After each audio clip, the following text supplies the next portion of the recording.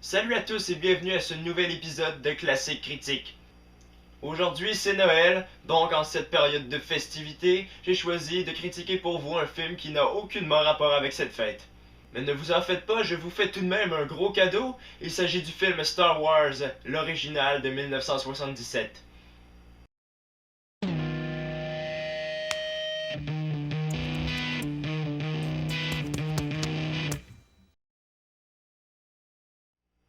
Le seigneur Darth Vader veut s'emparer de l'étoile de la mort, une arme ultra puissante qui est capable d'anéantir une planète entière. La princesse Leia tente donc de contacter l'ancien chevalier Jedi Obi-Wan Kenobi en envoyant ses droïdes, C-3PO et R2-D2, sur la planète Tatooine.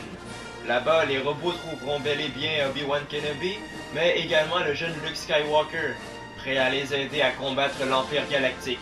Ils seront vite rejoints par Chewbacca et Han Solo. Et c'est le début d'une longue épopée remplie de rebondissements tout aussi spectaculaires qu'émouvants. Comme nous le savons tous aujourd'hui, Star Wars, qui fut plus tard renommé Star Wars 4, Un Nouvel Espoir, est le quatrième film d'une saga de 6 films. Il s'agit de la suite de La Revanche des Sith, sortie en 2005. Mais ça, on ne le savait pas en 1977. L'histoire devait être foutrement mélangeante, mais pas moins excellente pour autant. Même si on ne devait rien comprendre au film, on était sûr d'être captivé. Une chose est évidente, ce n'est pas l'originalité qui manque dans Star Wars. Après avoir réalisé l'excellent American Graffiti, George Lucas nous revient en beauté avec La Guerre des Étoiles. Son travail sur ce film est juste magnifique. L'ambiance qu'il réussit à créer est dynamique, entraînante et l'action est littéralement permanente. Ce qui, à mon avis, est tout à fait le contraire dans la seconde trilogie, celle qui se passe avant. Mis à part le premier, La Menace Fantôme, qui était tout simplement un chef-d'œuvre à mes yeux, les deux autres, je les ai trouvés plutôt ennuyants. J'ai trouvé ça long constamment, j'ai trouvé que les acteurs surjouaient.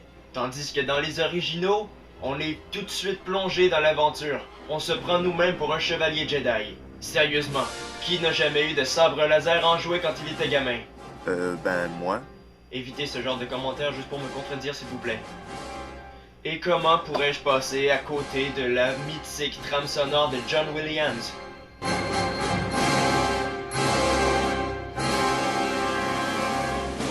Que d'émotions, mes amis, que d'émotions. Mark Hamill, le Joker lui-même, interprète pour la première fois le rôle de Luke Skywalker et il le personnifie comme personne d'autre. C'est Carrie Fisher qui tient le rôle de la princesse Leia, et elle est vraiment excellente elle aussi. Quant au rôle de Han Solo, il est tenu par Harrison Ford, qui deviendra plus tard le célèbre archéologue Indiana Jones. Effets spéciaux et costumes. Il m'a été un petit peu difficile de juger les effets spéciaux, étant donné que j'ai la version Blu-ray remasterisée entièrement du film. Donc les effets spéciaux ont été complètement refaits et sont magnifiques. Je suis donc allé chercher sur le web les effets spéciaux d'origine, et franchement c'est de la qualité. Dantooine is too remote to make an effective demonstration, but don't worry. We will deal with your rebel friends soon enough. No. Commence primary ignition.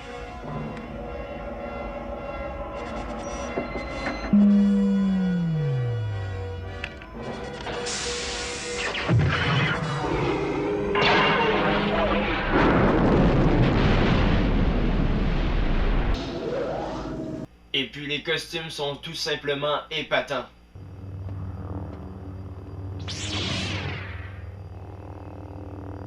I've been waiting for you, Obi-Wan. We meet again at last. The circle is now complete. When I left you, I was but the learner. Now I am the master. Certes, Star Wars Un Nouvel Espoir est un film excellent. Je lui donne une note de 10 sur 10. Par contre, mon film de Star Wars préféré, c'est le 5e, L'Empire contre-attaque.